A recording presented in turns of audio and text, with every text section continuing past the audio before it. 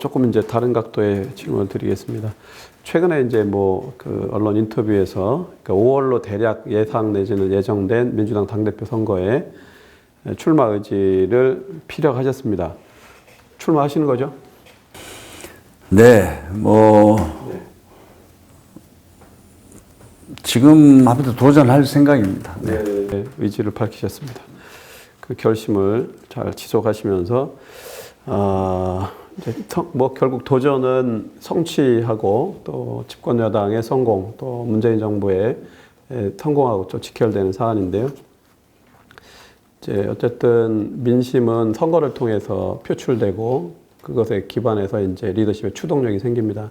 4월 7일 재보선, 또 내년에 있을 이제 대선, 또 6월 3일 또 지방선거, 이때 국민들이 요구하는 그 시대적인 요구, 그러니까 국민들의 요구나 시대 정신, 이거는 어떻게 보고 계십니까?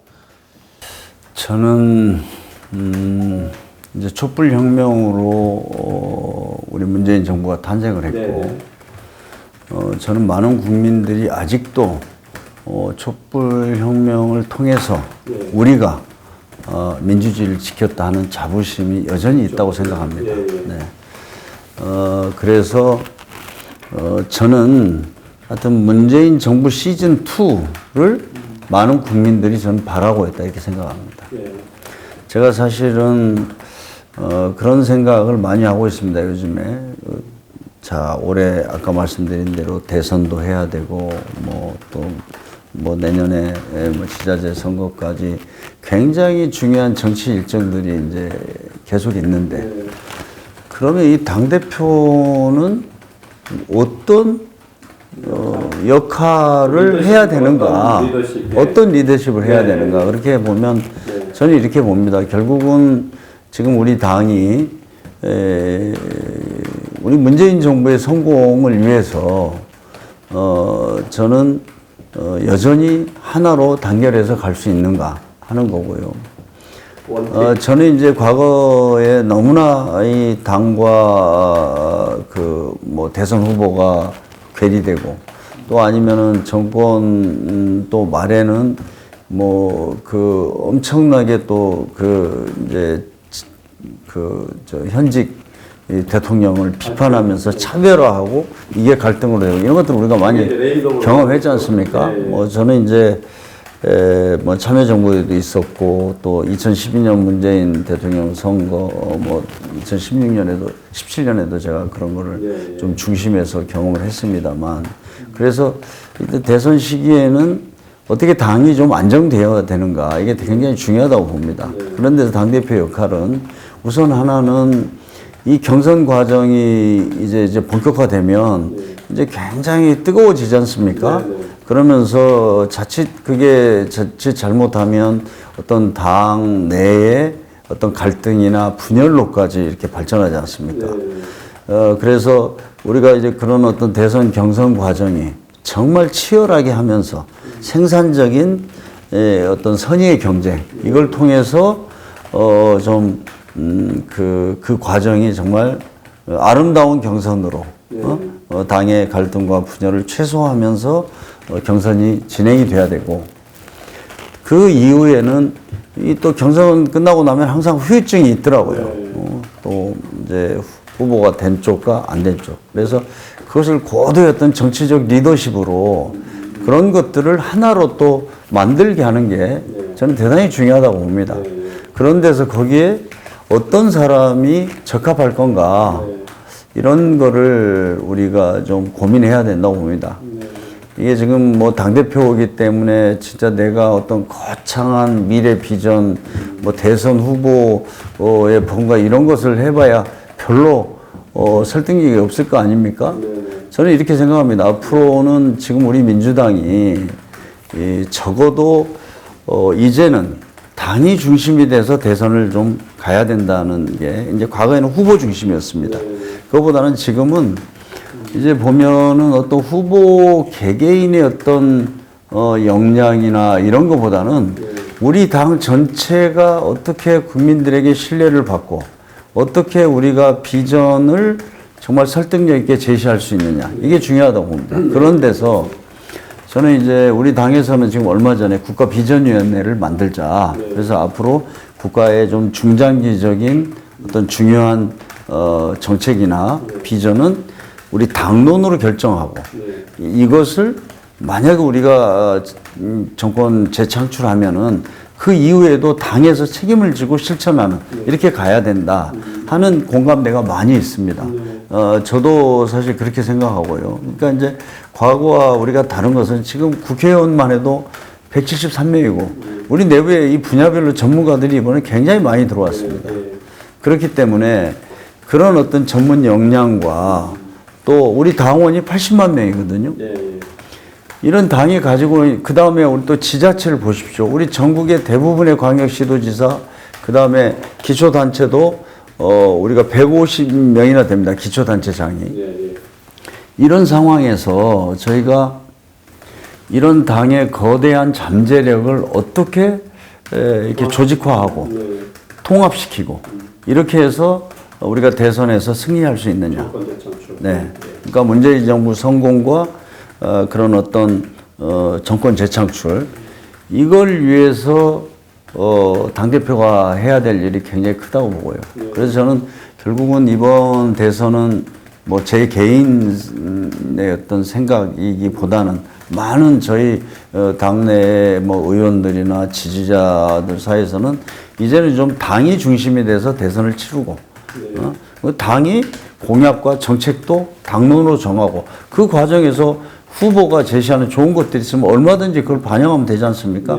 그렇게 해서 집권 이후에도 당이 당 정청의 중심에 서서 야당하고도 정말 제대로 된 그런 어떤 권한을 가지고 협상을 하고 이런 시스템으로 이제는 우리가 좀 전환해야 될 때다. 우리가 뭐 정치개혁 또 정치발전을 얘기하면 헌법개정 뭐 선거법 뭐 여러 가지 제도 개선을 이야기하지만 그런 데서 저는 정당 개혁이 굉장히 중요하다고 봅니다. 정당 혁신 이런 정당 혁신을 통해서 당이 중심이 되는 대선 그리고 대선 이후에도 국정 운영의 중심에서는 당을 만들자. 저는 이제 좀 그런 생각들을 가지고 있고 좀 그걸 중심으로 해서 좀 이야기하려고 합니다. 그래서 뭐 시대정신 안 하시는 것 같아요. 아니 공감을 무지하게 합니다 제가. 제가 이제 JP라서 이름이 그 JP라서 공감을 더합니다 얘가. 그렇습니까? 이 대목은 뭐 JP도 동의를 하셨을 것 같아요. 과거에 그 정권 교체가 평화적으로 처음 된 게 이제 DJ 김대중 대통령 때인데 그때도 사실은 뭐 정치 논리나 철학으로도 지역 등권론 이런 게 있었고 그게 정치적인 어떤 그 정치 지도자 중심으로 보면 DJP 공조 제2의 DJP 공조가 필요하시다 이런 맥락으로 저는 이해하겠습니다. 제가 JP이기 때문에. 너무나 비하인데. 네. 방송용으로 제가 좀 주관적인 코멘트를 했습니다. 하여간 그 촛불 항쟁으로부터 비롯된 그 주권자 요구에서 비롯된 문재인 정부의 성공과 또 그 민주당의 가치와 지향을 구현하는 정권 재창출. 근데 그게 당원 중심으로 가는데 그 역할의 통합의 중심에 서로 의지가 있고 또 그게 당내의 요구고 또 시대적인 흐름이다라고 이제 지금 강조하신 거잖아요. 그런 그 요구와 지향의 가장 최적격 정치인이다라고 하는 걸로 정리를 하겠습니다. 그건 뭐 JP가 평가를 하셔야지 제가 뭐 동의 여부보다 최종적으로 저희는 이제 보도하고 국민들이 판단하실 텐데요. 맥락을 잘 이해하실 겁니다. 근데 이제 한켠에 보면 그 민주당이 이제 너무 이른바 직설적으로 얘기하면 뭐 문빠라고도 표현되고 뭐 노빠라고도 이제 하는 그게 뭐 온당한 표현 아닙니다만은 좀 적극 지지층이라고 표현할 수가 있죠. 그 위주로 어떤 대중의 요구를 협의로 해석하고 또 그 중심적으로 정치를 끌고 가는 거 아니냐. 근데 이거를 이제 좋게 보면 전에 우리 문재인 대통령께서도 말씀하신 양념으로 해석될 수도 있습니다. 근데 이게 이쪽에 지지층의 요구도 담고 그러면서 국민의 요구와 이익도 담는 이걸 통합적으로 하는 건 어려운 건지 그 양념은 양념이면서도 한켠은 조금 더 극복하는 측면에서는 어떻게 봐야 되는지에 대해서 한번 말씀해 주시죠. 저는 제가 이제 2002년입니다. 네. 제가 정치에 어떻게 보면 처음 입문했다고 할 수 있는데 제가 그때 유시민 전 장관. 네. 장관이랑 개혁당이라는 걸 했습니다. 네. 그때가 저희가 이제 인터넷 정당을 만들어 보자. 네. 20년 전이니까 호랑이 담배 피던 시절입니다. 네. 저는 그런데 요즘에 우리 민주당을 보면 이게 거의 90%는 실현이 됐다 이렇게 생각합니다. 네. 저희가 어떤 우리 당원들과 소통하는 플랫폼을 만들어서 거기서 뭐 투표도 하고 네. 또 정책에 대한 많은 토론도 하고 네. 저희가 이제 그러면서 또 당원이 한 80만 명으로 늘었지 않습니까? 그렇죠. 네. 권리당원이에요. 네. 네. 그래서 저는 지금 과거에 어떤 정당 내에서 뭐 당 지도부나 당원들하고 이렇게 소통하는 것들이 네. 완전히 달라졌습니다. 네. 그리고 또 하나 저는 제가 뭐 20년 전에 개혁당 할 때도 그랬지만 거기에 참여하는 분들이 굉장히 어떤 그 정책에 대한 이해나 또 그 정책 참여의 이 수준이 굉장히 높았습니다. 그때도. 그런 분들이 많이 참여했고. 근데 지금도 보면은 제가 이제 이렇게 온라인이나 이런 데서 이렇게 보면은 정말 이 정책에 대해서도 오히려 국회의원들보다 훨씬 이해도 높고 어떤 대안을 제시하고 이런 분들도 굉장히 많습니다. 네. 저희들이 오히려 배우거든요. 네. 그래서 이제 지금은 우리가 이제 어떻게 뭡니까 무슨 아까 말씀하신 적극적 지지자 여기 중심으로만 뭘 하느냐 하는데 분명히 거기에도 어떤 엮인이 있습니다. 숨기는 과 엮이는 같이 있죠. 예. 저도 뭐 사실 문자 폭탄을 정치인 중에 가장 많이 받는 제가 이게 좀 발언을 안 하고 있으면 넌 왜 가만히 있냐 라고 또 문자 폭탄하고 너 또 왜 그랬냐고 하는데 저는 이게 이제 어떤 참여민주주의 시대에 그런 어떤 역기능도 있지만 긍정적으로도 많이 작용하고 있다 이렇게 봅니다. 그래서 그러니까 어떤 정당의 당원과 지지층들이 적극적으로 자기 요구를 하고 그것을 반영시키려고 하는 건 저는 당연하다고 보고요.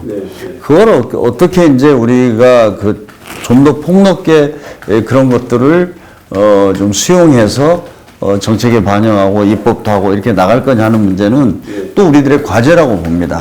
그러나 그 자체를 그런 어떤 당의 동력, 민주주의의 어떤 동력을 나는 오히려 더 어떻게 잘 할 거냐 이런 문제고요.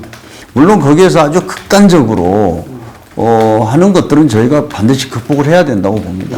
그러나 지금 아직까지는 그러니까 저희가 좀 그런 것을 개선해 갈 문제지 그것이 아주 어떤 나쁘게 어떤 우리 당이나 어떤 정치에 이렇게 작용하고 있다. 그렇게까지는 보지 않습니다. 민주주의나 당의 역동성을 높이는, 그러니까 그거를 발전시키는 데 기여하는 측면이 훨씬 더 의미 있다.